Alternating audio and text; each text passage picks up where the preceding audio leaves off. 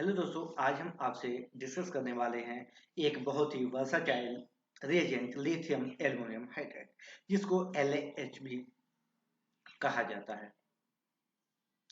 Lithium aluminium hydride के इस series में आज हम आपसे डिस्कस करेंगे लिथियम एल्युमिनियम हाइड्राइड क्या होता है, इसको कब खोजा गया, इसके एप्लीकेशंस क्या है, मार्केट वैल्यू क्या है, ग्लोबल मार्केट में इसका कितना टर्नओवर होता है, क्या आगे ग्रोथ होने वाले हैं अगले 10 साल के लिए।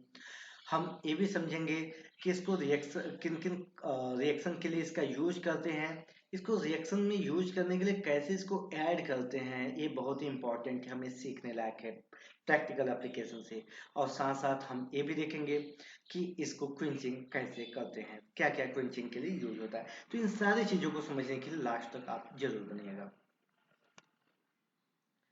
लिथियम एल्युमिनियम हाइड्राइड की बात करें तो ये अगर केमिस्ट्री के पर्पज से देखें तो ये इनऑर्गेनिक कंपाउंड्स होते हैं जो व्हाइट कलर का पाउडर आपको दिखता है, ठीक है। लेकिन अगर कंटेमिनेशन एयर का कंटेमिनेशन या दूसरे पैकेजिंग का कोई भी दूसरे कंटेमिनेशन होने के बाद ये ग्रे कलर का जो इसका बैकग्राउंड है, इस ये बैकग्राउंड के कलर का ये हो जाता है। इसका मालिक्यूलर वेट होता है 37.95 यानी 38। ये वाटर के साथ बहुत ही वायलेंटली रिएक्ट करता है। तो इसके रिएक्शन जो होते हैं नाइट्रोजन या दूसरे इनर्ट गैस जैसे आर्गन के प्रेजेंस में इसके रिएक्शन कराए जाते हैं। कोशिश की जाती है कि जो भी सॉल्वेंट जनरली ये ईथर के सॉल्वेंट यूज किया जाता है वो एनहाइड्रस कंडीशन में हो, उसको ड्राई करके यूज किया जाता है, या तो एलआर ग्रेड के स्पेक्ट्रोकेम के मार्केट में होते हैं उनको मतलब फ्रेश सोल्यूशन का यूज किया जाता है सॉल्वेंट का। इसकी सॉल्बिलिटी टीएचएफ में अच्छी खासी होती है, 112.3 होती है, यानी 112.3 ग्राम पर लीटर होती है। इसके लिए आपने मार्केट में 2.5 मोलर का 1 मोलर का अलग अलग मोलर के सोल्यूशन मार्केट में अवेलेबल होते हैं जो टीएचएफ में होते हैं अंडर नाइट्रोजन। अब हम समझते हैं कि इसका ग्लोबल मार्केट मार्केट क्या है और इसका अगले 10 साल के लिए क्या अ, अनुमान है कि इसका कितना ग्रोथ रेट होने वाला है। तो इसका 5.2% ग्लोबल मार्केट रेट होने वाला है एनुअली हर साल 2023 से 2033 के लिए, अगले 10 साल के लिए। अभी इसका मार्केट वैल्यू लगभग $250 बिलियन ग्लोबल बिलियन डॉलर इसका यूएस डॉलर इसका मार्केट वैल्यू है। और ये अगले 10 सालों में एक 285 लगभग 286 बिलियन यूएस डॉलर इसका मार्केट 2033 तक होने का अनुमान है। तो ये जो मैं बता रहा हूँ 97% प्योरिटी की बात हो रही है, ठीक है। नॉर्थ अमेरिका में सबसे ज़्यादा अगर हम महाद्वीप के हिसाब से बात करें तो सबसे ज़्यादा नॉर्थ अमेरिका में यूज होता है, फिर यूरोप में, ईस्ट एशिया में, साउथ एशिया इंक्लूडिंग इंडिया में भी इसका यूज होता है। मिडिल ईस्ट अफ्रीका में इसका यूज कम होता है, एक्चुअली वहाँ पे इंडस्ट्री कम है। और अगर हम इंडस्ट्री की बात करें तो फार्मास्यूटिकल इंडस्ट्री में सबसे ज़्यादा, फिर केमिकल में।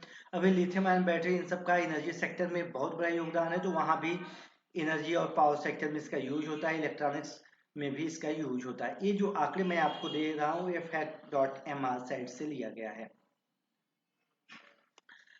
अब इसके डिस्कवरी की बात करें तो ये भारत की आज़ादी के साल यानी 1947 में लिथियम एल्युमिनियम हाइड्राइड की खोज हुई थी।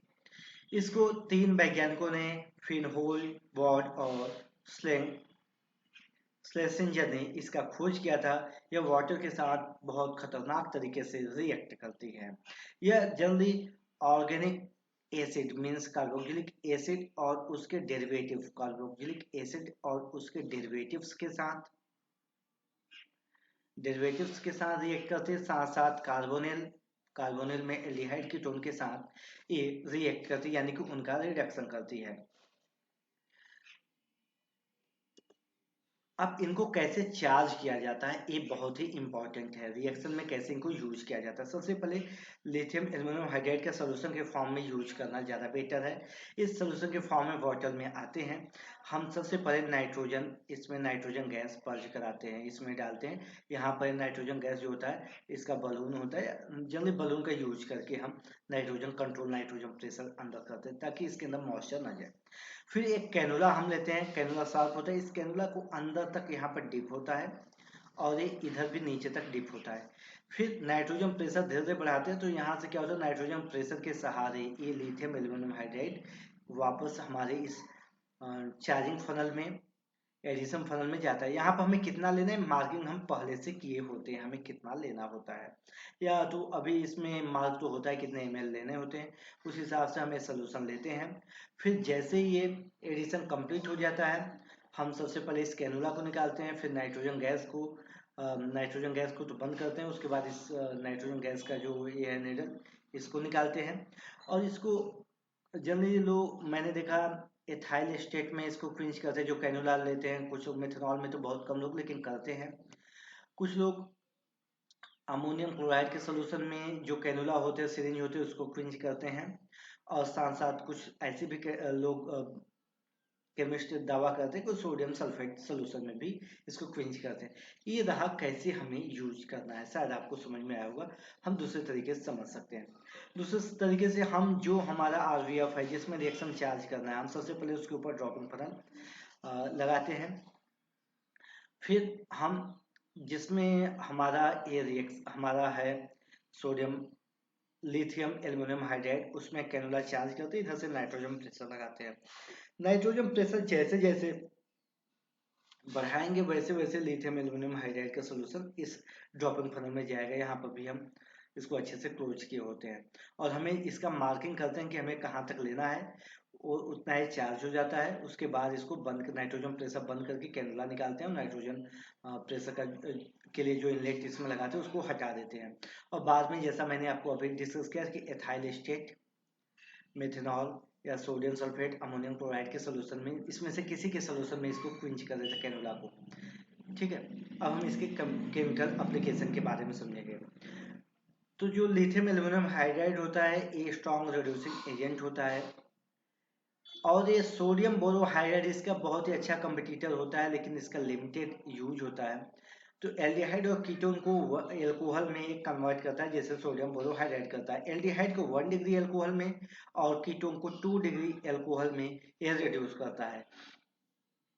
सोडियम बोरोहाइड्राइड का एप्लीकेशन यहीं तक है, लेकिन lithium aluminium hydride carboxylic acid और उसके डेरिवेटिव्स को जनरली 1 डिग्री अल्कोहल में कन्वर्ट करता है। इसमें कौन कौन से आते हैं, इसमें आते हैं acid, carboxylic acid, asters, acid anhydride, और एसाइल क्लोराइड, एसिड क्लोराइड या हाइलाइड जितने भी होते हैं, इन सबको 1 डिग्री अल्कोहल में कन्वर्ट करता है। नाइट्राइल्स और अमाइड को लिथियम एल्युमिनियम हाइड्राइड अमीन में कन्वर्ट करता है। यह नाइट्राइल को हमेशा 1 डिग्री अमीन में, और अमाइड जितने डिग्री का अमाइड होगा, जैसे 1 डिग्री का अमाइड होगा तो 1 डिग्री अमीन में कन्वर्ट होगा, 2 डिग्री सेकेंडरी होगा तो सेकेंडरी अमीन में, 3 डिग्री का होगा तो 3 डिग्री अमीन में इसको कन्वर्ट करेगा। लिथियम एल्युमिनियम हाइड्राइड जो होता है, इपॉक्साइड रिंग को ओपन कर देता है। साथ ही साथ एक और इसका जबरदस्त एप्लीकेशन होता है कि अल्काइल हैलाइड है तो उसको रिड्यूस करके एल्केन में कन्वर्ट कर देता है। ये इसके रहे केमिकल एप्लीकेशन। हम इसका एक कंपैरेटिव स्टडी देख लेते हैं। ये जो दिया वो ऑनलाइन प्लेटफॉर्म पर आपको आसानी से अवेलेबल है, वहाँ पर आप किसी भी ऑनलाइन प्लेटफॉर्म पर ये सारी चीज़ें आपको आसानी से मिल जाएंगी। हम इसके मैकेनिज्म और हर एक फंक्शन ग्रुप का के बारे में, रिएक्शन, रिएक्टिविटी, सॉल्वेंट, इन सबको अलग दूसरे एपिसोड में बताएंगे, क्योंकि यहाँ बताएंगे तो बहुत बड़ा हो जाएगा।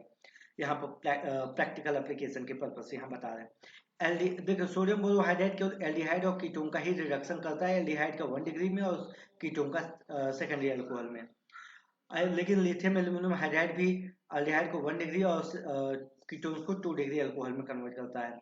एस्टर, कार्बोक्सिलिक एसिड, अमाइड और नाइट्राइल को ये रिड्यूस नहीं करता है, जबकि एस्टर को 1 डिग्री, कार्बोक्सिलिक एसिड को 1 डिग्री, एसिड एनहाइड्राइड को 1 डिग्री अल्कोहल में लिथियम एल्युमिनियम हाइड्राइड रिड्यूस करता है। अमाइड को जितनी डिग्री अमाइड होगा उतनी डिग्री अमीन में लिथियम एल्युमिनियम हाइड्राइड रिड्यूस करता है। नाइट्राइल्स को 1 डिग्री अमीन में रिड्यूस करता है। इसके साथ जो सॉल्वेंट होता है, जनरली हम ईथर के, एनहाइड्रस ईथर के सॉल्वेंट यूज करते हैं, चाहे वो THF का यूज होता हो या डाइग्लाइम का यूज होता हो या दूसरे इथरिक डाइएथाइल ईथर दूसरे सॉल्वेंट का यूज होता है। हम इसके मैकेनिज्म भी ये आपको आसानी से गूगल करने में मिलेंगे, हम दूसरे एपिसोड में इसके बारे में चर्चा करेंगे। इसका क्विंचिंग सबसे इंपॉर्टेंट पार्ट है। इसका क्विंचिंग हैंडलिंग करना भी एक आसान है, लेकिन क्विंचिंग कैसे करें, तो इसका क्विंचिंग होता है कि सोडियम सोडियम सल्फेट के सैचुरेटेड सोल्यूशन को ड्रॉपआउट एडिशन करना है लोअर टेम्परेचर पर। लोअर टेम्परेचर जनरली 0 to 5 या इससे भी कम डिग्री टेम्परेचर पर इसको ड्रॉपआउट एडिशन करना है। दूसरा है, या तो हम दूसरा 15% सोडियम हाइड्रोक्साइड सोल्यूशन से इसको क्विंच कर सकते हैं। तीसरा इसका तरीका होता है जो लोगों ने रिपोर्ट किया है, जो प्रैक्टिकल में होता है, 3 मोल इक्विवेलेंट सोडियम फ्लोराइड सोल्यूशन को सबसे पहले रिएक्शन में चार्ज करने के बाद 9:1 THF वाटर सोल्यूशन को हम ड्रॉप आउट एडिशन करते हैं लोअर टेम्परेचर पर। ऐसा भी रिपोर्ट आया हुआ है कि 50% जो हमारा 37% HCl होता है या 30% HCl सोल्यूशन मार्केट में अवेलेबल होते हैं, उसको 50% डाइल्यूट कर लेते हैं, उसके बाद उसको हम स्लोली चार्ज करते हैं। मेथनॉल के ड्रॉप एडिशन के द्वारा भी इसको क्विंच किया जा सकता है। तो दोस्तों ये रहा हमारा प्रैक्टिकल या लेबोरेटरी पर्पज से लिथियम एल्युमिनियम हाइड्राइड के बारे में एक ब्रीफ वीडियो। हम इसके रिएक्शन हर एक फंक्शन ग्रुप के साथ इसकी रिएक्टिविटी क्या होती है, सॉल्वेंट क्या होती है, सॉल्वेंट कैसे अफेक्ट करते हैं, टेम्परेचर का क्या रोल होता है, और ये भी उसके मैकेनिज्म के बारे में हम डिस्कस करेंगे दूसरे वीडियो में। आप लोग कमेंट करके बताइएगा कैसा आपको ये एपिसोड लगा।